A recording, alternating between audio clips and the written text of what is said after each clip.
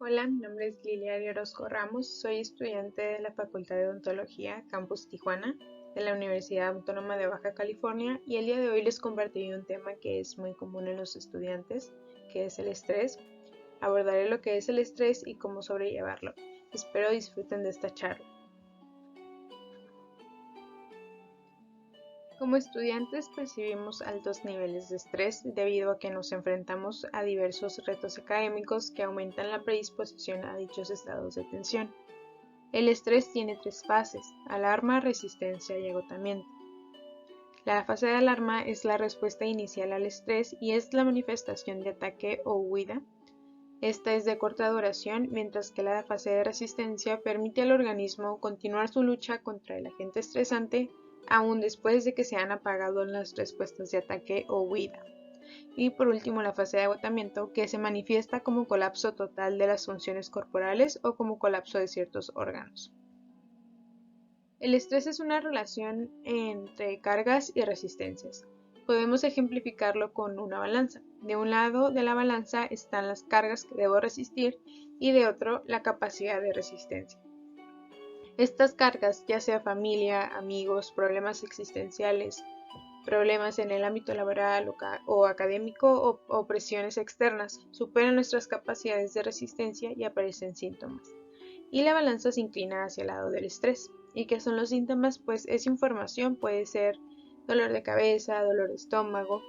Por ejemplo, cuando lo recabamos de un paciente no nos duele, simpatizamos con él, pero con esta información hacemos un diagnóstico. Para los estudiantes, el estrés es un fenómeno aceptado como norma de la carrera. Se considera como un indicador de esfuerzo o eficiencia, es decir, se tiene la sensación de que el estrés va de la mano con el éxito de la carrera y lo asumen como un factor intrínseco para cumplir con los objetivos de la materia. Además de la aparición de problemas que vienen con la atención de los primeros pacientes, tales como que llegan tarde, no se presentan a las citas, la necesidad de encontrar a los propios pacientes y la dificultad para encontrar los pacientes adecuados, son situaciones que nos llevan a incumplir los requisitos de las asignaturas y por ende a reprobar, y que son factores no controlables por los estudiantes y que agravan los niveles de estrés. El estrés se asocia con manifestaciones somáticas tales como fatiga, tensión, vértigos, insomnio, taquicardia, síntomas gastrointestinales, irritabilidad, temor y ansiedad. Cada uno de nosotros tiene síntomas distintos y cada uno tenemos motivos personales que nos afectan, pero al final el resultado es el mismo: tenemos estrés, y si estas no se compensan, el estrés va a terminar siendo una enfermedad. Estas manifestaciones pueden afectar directamente en la relación odontólogo-paciente al no poder comportarse con actitudes adecuadas para ayudar a disminuir la ansiedad del paciente. El ser amigable, atender de forma tranquila, sonriendo y dar apoyo emocional son modos de comportamiento que tienen mayor incidencia en las mujeres.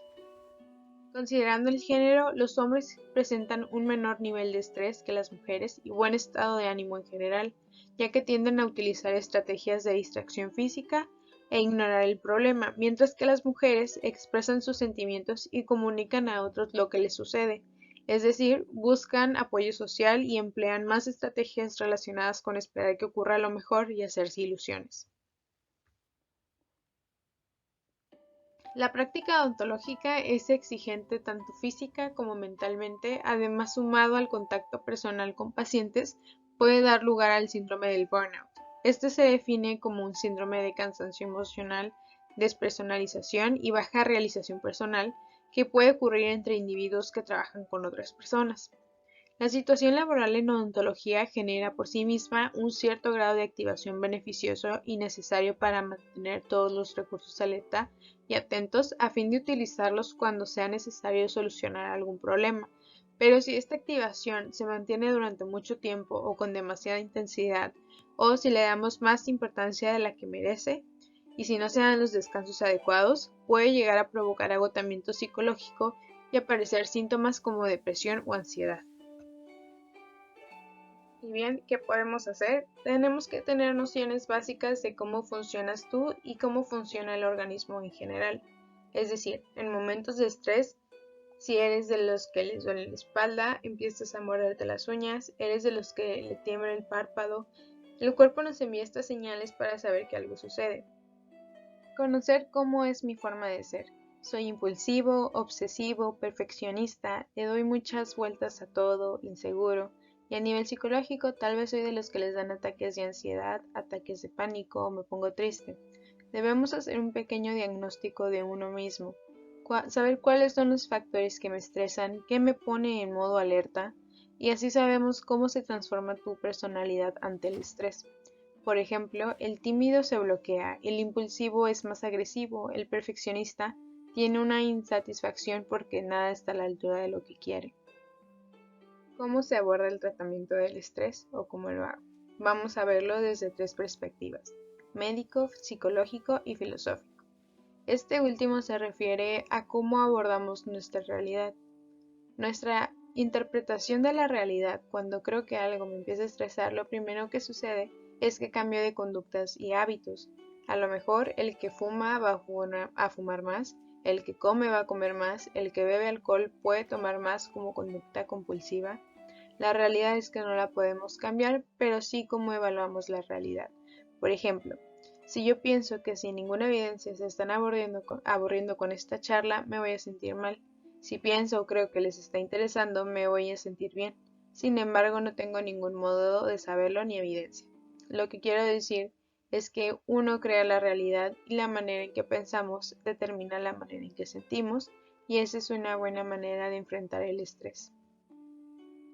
El médico y el psicológico. En el médico sabemos que hay diagnósticos, hay sustancias, hay tratamientos, hay medicinas. Y en el psicológico, los factores psicosociales como los acontecimientos vitales estresantes, tales como les mencionaba al inicio de la plática, donde el paciente llega tarde a su cita o es difícil encontrarlos, que son situaciones que no podemos evitar.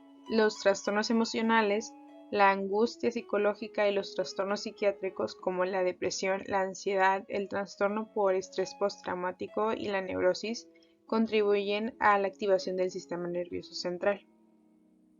Esto a su vez conduce a una actividad muscular masticatoria excesiva que puede resultar de una mayor actividad en el sistema nervioso central desencadenada por estímulos excesivos entregados al cuerpo. Esta puede aparecer durante el sueño o durante la vigilia, que es lo que conocemos como bruxismo nocturno.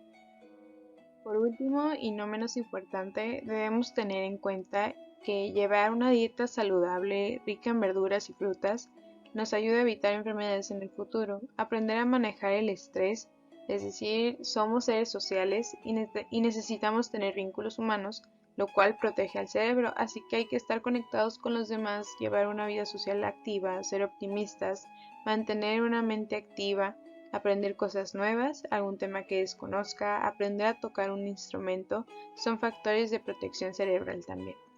El sueño, el no dormir bien, puede provocar que el cuerpo responda como si estuviera en una situación de peligro, liberando más cortisol, que es la hormona del estrés, y este cortisol es la responsable de la reacción de lucha o huida ante el peligro, y es una parte muy importante porque durante el sueño reparamos nuestra mente, nuestro organismo, y hoy en día dormimos muy mal, ya sea por teléfono, computadora, pantalla, etc.